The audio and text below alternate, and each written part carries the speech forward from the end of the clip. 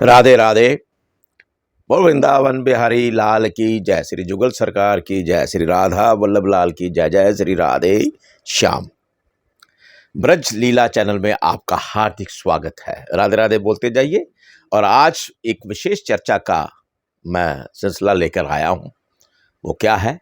आप सभी भली भांति बड़े उत्सुक हैं इस बात के लिए कि गंगा दशहरा आ रहा है। अब इसमें भी है कि 29 को मनाए या 30 को मनाएं। चलिए मैं बताता हूँ, कुछ विश्लेषण करता हूँ और साथ में बताऊंगा। वीडियो को अंत तक जरूर देखिएगा, बीच में ना छोड़ देना, कि लड्डू गोपाल की सेवा कैसे की जाए। गंगा दशहरा पे क्या मतलब है, क्या महत्व है, और धन वर्षा भी होने वाली है, तो कैसे किस प्रकार कुछ ऐसी चीज़ घर में स्थापित करनी है जिससे हमारे घर में जो दुख तकलीफ़ें हैं, दरिद्रता है, वो हट सके गंगा दशहरा के पर्व पर। इस पर 3 योग महायोग बनने जा रहे हैं, ध्यान रखिएगा। इसलिए मैं प्रथम ही बता दूं वीडियो के। तो चलिए आगे चलते हैं। गंगा दशहरा, जय माँ गंगे। पतित पावनी माँ गंगा सभी पापों को नष्ट करती है और मोक्षदायिनी माँ गंगा को समर्पित है। हम समर्पित हैं, जो 10 पापों का नाश भी करती है। हम सभी माँ गंगा को समर्पित हमें कर देना चाहिए अपने मानव जीवन में, क्योंकि वो पाप नाशनी है, हमारे पापों को हरती है। हम गंगा स्नान करने जाते हैं और 10 पापों का नाश भी करती है। देखिए क्या है, हम जाते हैं, हरिद्वार जाते हैं, गंगा स्नान करते हैं और अपने गोपाल जी को भी स्नान करवा देते हैं, डुबकी लगवा देते हैं, श्रद्धा भाव से करते हैं। लेकिन मैं आगे जाकर बताने वाला हूं क्या करना है, कहीं हम गलती तो नहीं कर रहे कुछ। चलिए सर्वप्रथम गंगा दशहरा 29 मई को 11:49 पर इनका शुभ आरंभ होने जा रहा है।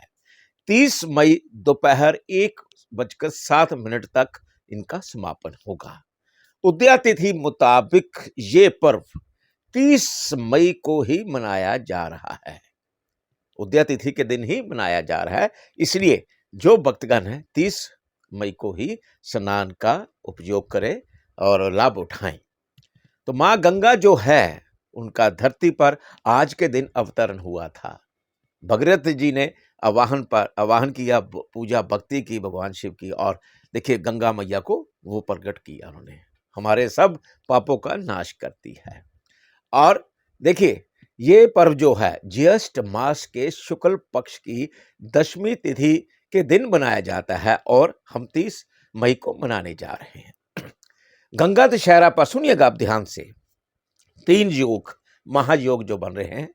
गंगा दशहरा के दिन ही रवि और सिद्धि योग का संयोग बन रहा है और साथ ही इसी दिन शुक्र ग्रह भी कर्क राशि में संचार कर रहे हैं, प्रवेश करने जा रहे हैं। कर्क राशि किनकी है? चंद्र की। चंद्र कौन है? मां गंगा, जल। और देखिए, और इन तीनों का योग जो है, गंगा स्नान से अति लाभ मिलने वाला है। अब मैं एक विधि बताऊंगा आपको जो मेरी सोच के मुताबिक है, जिससे आप हमारे जितने भी सब्सक्राइबर्स हैं, हैप्पी व्यूअर्स हैं, उनको बेनिफिट हो सके। सर्वप्रथम हम गोपाल जी की सेवा में लगे हुए हैं और हम सोचते हैं कि हम गंगा स्नान करते तो अपने गोपाल जी को डुबकी क्यों ना लगाएं। ध्यान रखिएगा, रुक जाइए यहीं पर। गोपाल जी को डुबकी नहीं लगाई जा सकती, गंगा स्नान नहीं कराया जा सकता है। हम सभी मानव गंगा स्नान कर सकते हैं। और आपको मालूमात होना चाहिए, महाश्री गंगा जी कहां से प्रकट हुई है? वो साक्षात भगवान श्री हरि विष्णु जी के चरणों से प्रकट हुई है। और इतना वेग है, और भगवान शिव की जटाओं में स्थान लिया है, सर पर स्थान लिया है। इतना वेग सिर्फ भगवान शिव बोले ही संभाल पाए हैं। और भगवान श्री कृष्ण भगवान श्री हरि विष्णु जी के अवतार है, साक्षात भगवान श्री हरि विष्णु जी। तो आप इनके चरणों से प्रकट हुई मां गंगा से इनका स्नान कैसे करवा सकते हैं? जी बिल्कुल गलती ना करना। आप आम जो जल होता है उससे करवा सकते हैं, या यमुना जल से स्नान करवा सकते हैं। अब गंगा दशहरा के दिन क्या करना है आपने घर में? अगर तो आप हरिद्वार जाते हैं या जहां जहां गंगा जी अवतरित हो रही है, जहाँ जहाँ बह रही है, वहाँ भी करवा सकते हैं स्थान, उचित स्थान पर। जैसे हरिद्वार में तो हर की पैड़ी है, वहाँ सीढ़ियाँ बनी हुई है, बड़े उच्चतम स्थान बने हुए हैं। तो क्या करना है आपने, अगर हरिद्वार जाते हैं तो लड्डू गोपाल जी को आगे मैं बताने वाला हूँ जो धन वर्षा का योग कैसे है, सुनिएगा आगे। तो अभी गोपाल जी के बारे में चर्चा कर रहा हूँ। क्या करना है आपने, आपके भाव हैं, आपकी भक्ति है कि हमारे गोपाल जी भी गंगा जी में स्नान करें। जी नहीं, स्नान नहीं कराना। क्या करना है, अब गंगा मैया इन्हीं के चरणों से प्रकट हुई है। आप गोपाल जी के चरण चरण थोड़े से गंगा जी में प्रवेश करवा दीजिए। ठीक है, समझ गए ना आप? गंगा जी में प्रवेश करवा दीजिए और माँ गंगा का राधे राधे बोलिए और भजन कीर्तन करिए, गंगा मैया को याद करिए।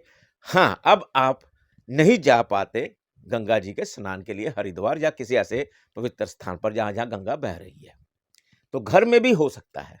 एक बड़ा सा बर्तन, प्लेट ले लीजिए, जो उसके किनारे होते हैं या परात होती है, ऐसा बर्तन ले लीजिए जिसमें आपने गंगा जल डाल दीजिए थोड़ा सा। अब ज़्यादा नहीं है तो जल डालकर गंगा जल थोड़ा सा डालना है, थोड़ा सा गंगा जल डाल दीजिए और गोपाल जी के सिर्फ चरणों तक उतना जल रहे उस बर्तन में गोपाल जी को बिठा दीजिए। क्योंकि वो जो जब ठाकुर जी के चरणों में वो जल लग गया और थोड़ी सी गंगा जल डाल दिया, पूरा अगर ज़्यादा है, पूरा संपूर्ण और प्योर गंगा जल है आपके पास, लोग कई भक्त लगते हैं घर में, 20-20 30-30 लीटर रखते हैं या 10 लीटर रखते हैं। थोड़े से छोटे गोपाल जी हैं या बड़े गोपाल जी, उसके अकॉर्डिंग आपने गंगा जल पाँव तक डाल देना है और गंगा जी मैया को याद करिए और भगवान श्री हरि विष्णु जी के भजन कीर्तन करिए। जो अपने लड्डू गोपाल जी को याद करिए, तो भगवान से प्रार्थना करिए कि हमारे घर में सुख समृद्धि का वास हो। और वो गंगा जल जो चरण छुए हैं, क्या करना है आपने, चरणामत ले सकते हैं और अपने घर में सारा छिड़काव कर सकते हैं ताकि घर में शुद्धि का वातावरण रहे। और जो कई बार क्या होता है कि वास्तु दोष भी होते हैं, इससे, इस पवित्र जल से वो वास्तु दोष भी हटना शुरू हो जाता है। घर में कलह क्लेश, जो कुछ भी ऐसे कोई दुष्प्रभाव है आपके घर में, वो हटने शुरू हो जाते हैं। चलिए आगे बात हुई, जैसे मैंने बताया कि 3 योग बने हैं, ठीक है ना। 3 योग जो हैं, जो एक रवि और सिद्धि योग के साथ साथ शुक्र ग्रह जो है वो कर्क राशि में उसी दिन संचार करने वाले हैं। तीसरा योग ये, अब शुक्र की अधिपति कौन है, महाश्री लक्ष्मी, और शुक्र किस में प्रवेश कर रहे हैं, कर्क राशि में। कर्क राशि क्या है, जल है, चंद्र है, चंद्र जल है और गंगा मैया चंद्र है बेसिकली। तो आपने क्या करना है, अगर एक चांदी का कलश ले सके, अगर आप समर्थ हैं, तो अभी से वीडियो डाल रहा हूं मैं अपने चैनल पर ताकि आप उसका अरेंज कर सके। चांदी का कलश ले लीजिए, चाहे कॉपर का ले लीजिए, चाहे स्टील का ले लीजिए, चाहे पीतल का ले लीजिए। चांदी का होगा तो ज्यादा उचित होगा।